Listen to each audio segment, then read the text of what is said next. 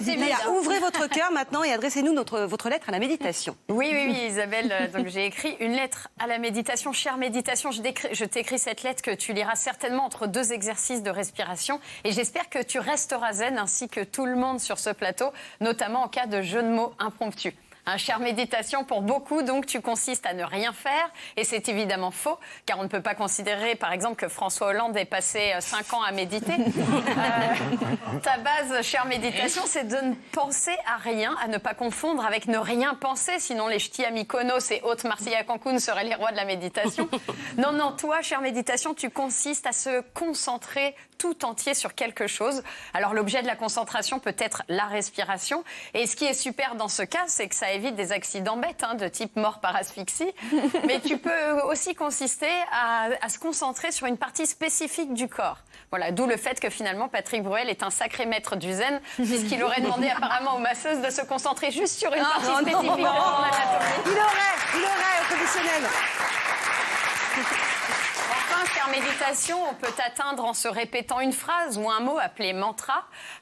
Pour cela, il faut donc faire le vide dans sa tête et se répéter cette phrase. On peut donc dire que Nabila était une méditante de grande valeur, puisque faire le vide dans sa tête n'a jamais été un problème pour elle, d'autant que son mantra était quand même hyper connu. Non mais allô quoi? Non mais allô? Voilà. Sinon, l'image d'épinal de la méditation, c'est bien sûr les moines tibétains dans leur monastère. Et d'ailleurs, quand l'un d'eux médite plus de 8 heures, on lui attribue la médaille de bonze. C'est comme ça, en tout cas, qu'on les appelle les bonzes.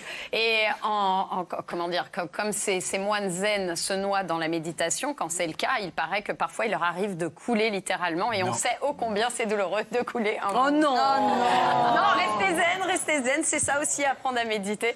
Alors, précision sur méditation, que selon les études, en fait, tu es extrêmement documenté, tu offres de nombreux bienfaits. On en a parlé, mais tu permets par exemple au premier chef de développer sa concentration.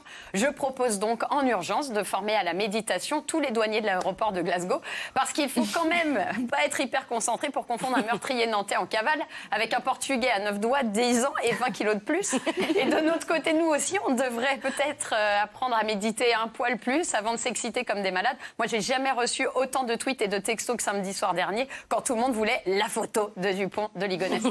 Et puis, chère méditation, tu permets d'améliorer la créativité, de limiter l'anxiété, de réduire la douleur, on en parlait, ou encore d'améliorer la santé cardiovasculaire.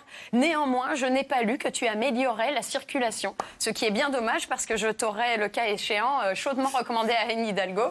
En tout cas, moi, j'ai pas mal d'heures pour te pratiquer dans les bouchons grâce à elle, ou plutôt essayer de te pratiquer, parce qu'elle me rend vraiment dingue, cette espèce de... Ok, je vais rester zen.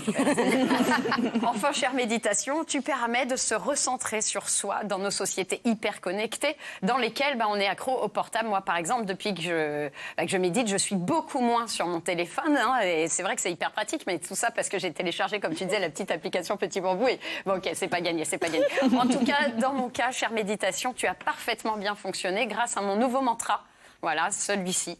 Je vais finir cette lettre sans bafouiller. Je vais finir cette lettre sans bafouiller. Je vais lire cette lettre sans... Eh merde. Merci beaucoup, Léa. Merci.